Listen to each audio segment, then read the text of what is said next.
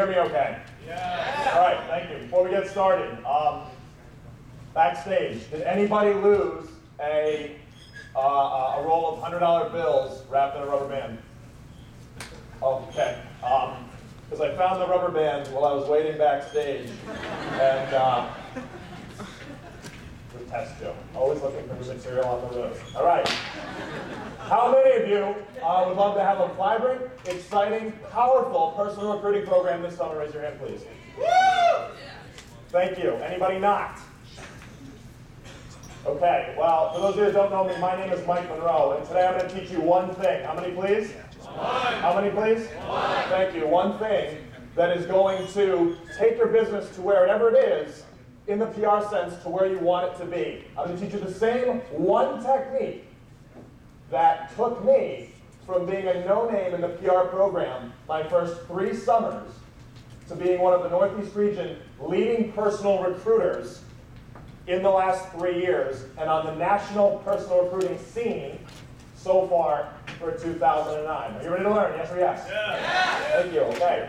Now, there are 2 rules for my message. How many, please? 2. Thank you. Okay, rule number 1 is, just like Don said, you must leave here, and if I'm going to teach you what I'm going to teach you, which I have never taught quite this comprehensively before, if I'm going to teach you what I'm going to teach you, you have to promise me that you're going to leave here and go into immediate action.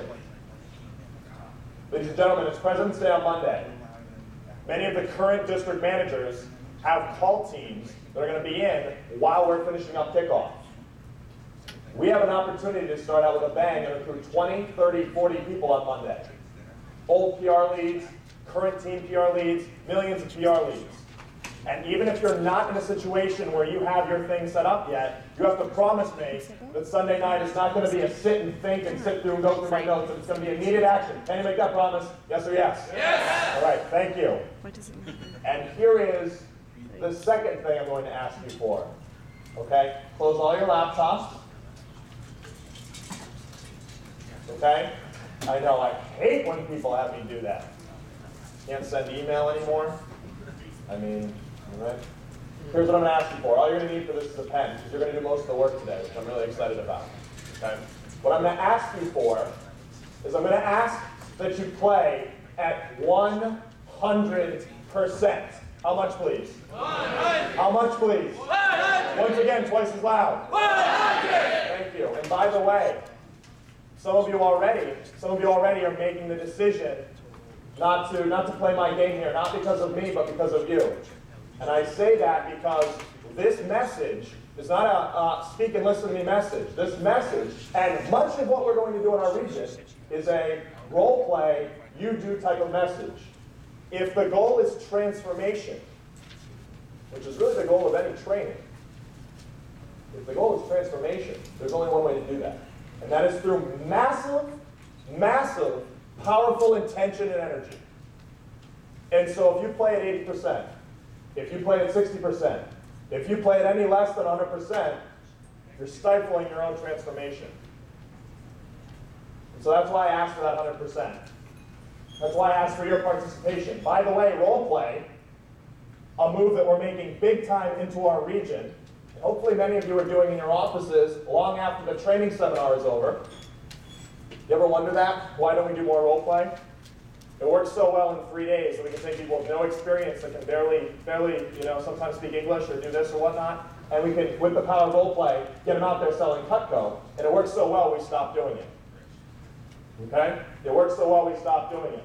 And one of the things, Billy paid me a wonderful compliment about being a master trainer, but one of the things we do in our division is we do tons and tons and tons and tons of role play.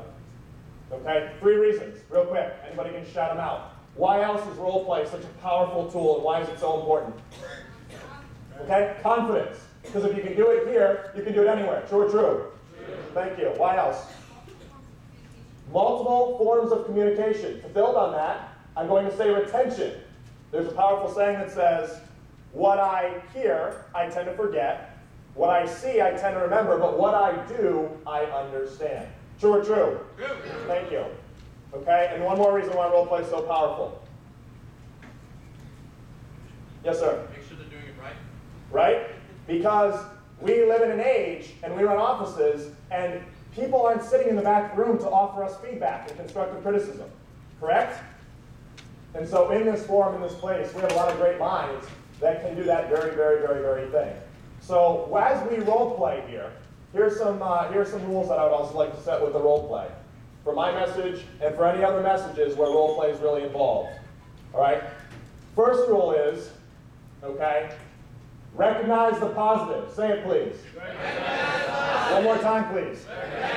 Once again, twice as loud. Recognize the positive. Thank you. Okay? When it comes to recognizing the positive, you've all heard the pause, neg, pause thing before. Pause, neg, pause sandwich. Basically what that is in synopsis is if I'm going to offer you feedback, I'm not going to say, hey, let me tell you, you really need to work on this, this, this, this, and this. Okay? I'm going to sandwich a little bit. Hey, all right? The one thing is you're definitely very, very, very loud, which shows you're confident. Something to work on is this. Work on that, keep going, and you'll do great. Now you've all, and most of you have heard that before, yes or yes? Yes. Okay? And I'm going to set this as a guideline because what I find is that especially when we get to assistant manager, especially as we get to branch manager, district manager, and yes, division manager,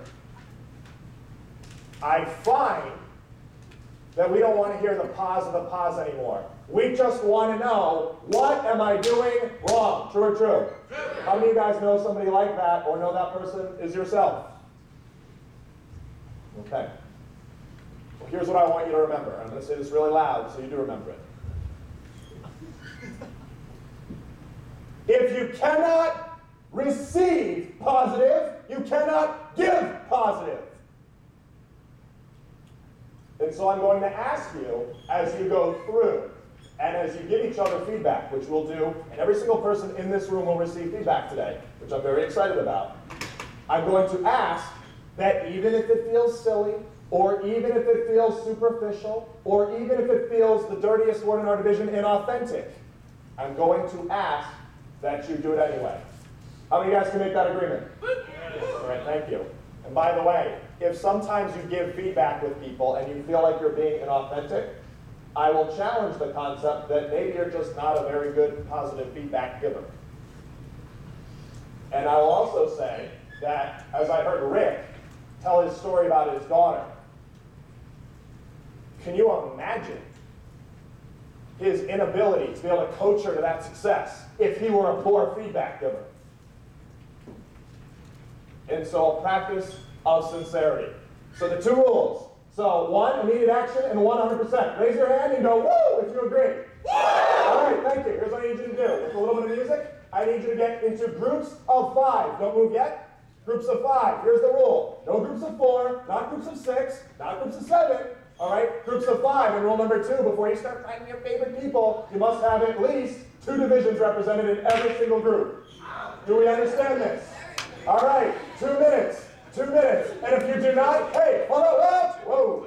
If you get left out of a group of 5, don't worry, you can be a left out. I will take care of you before we start. All right? 35 seconds to find groups of 5. Stand up, move around the room, go.